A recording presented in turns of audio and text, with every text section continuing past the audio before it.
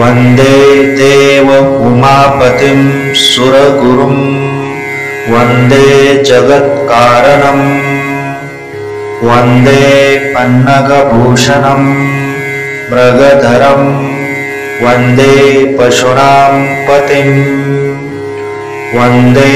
सूर्यशशाङ्कवह्निनयनं वन्दे मुकुन्दप्रियं वन्दे भक्तजनाश्रयं च वरदं वन्दे शिवं शङ्करम्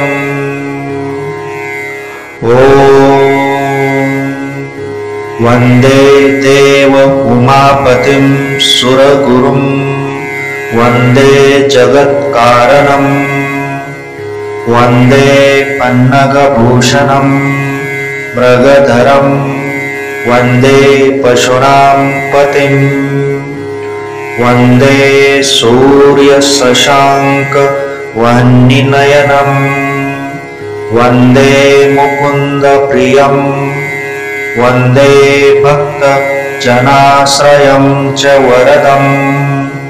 वन्दे शिवं शङ्करम्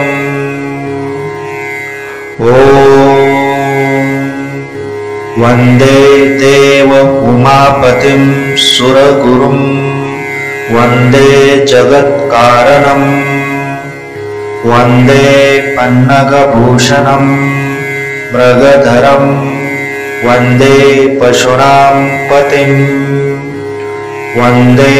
सूर्यशशाङ्कवह्निनयनं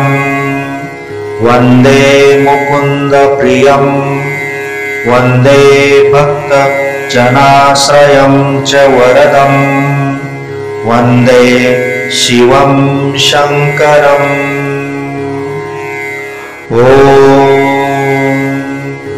वन्दे देव उमापतिं सुरगुरुं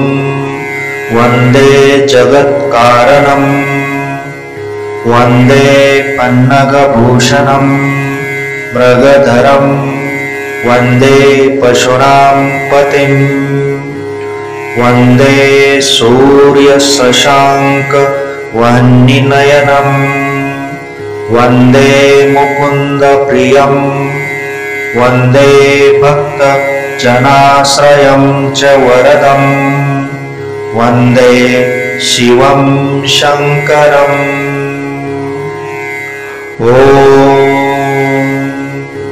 वन्दे देव उमापतिं सुरगुरुं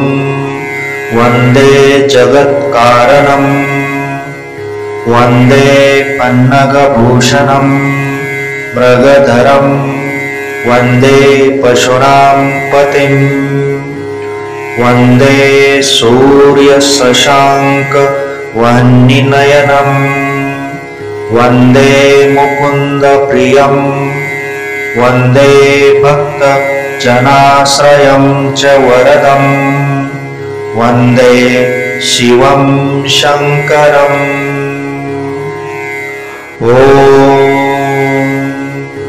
वन्दे देव उमापतिं सुरगुरुं वन्दे जगत्कारणं वन्दे पन्नगभूषणं मृगधरं वन्दे पशूनां पतिं वन्दे सूर्यशशाङ्कवह्निनयनं वन्दे मुकुन्दप्रियं वन्दे भक्तजनाश्रयं च वरदं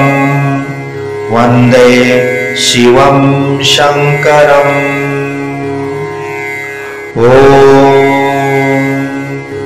वन्दे देव उमापतिं सुरगुरुं वन्दे जगत्कारणं वन्दे पन्नगभूषणं मृगधरं वन्दे पशूनां पतिं वन्दे सूर्यशशाङ्कवह्निनयनं वन्दे मुकुन्दप्रियं वन्दे भक्तजनाश्रयं च वरदं वन्दे शिवं शङ्करम्।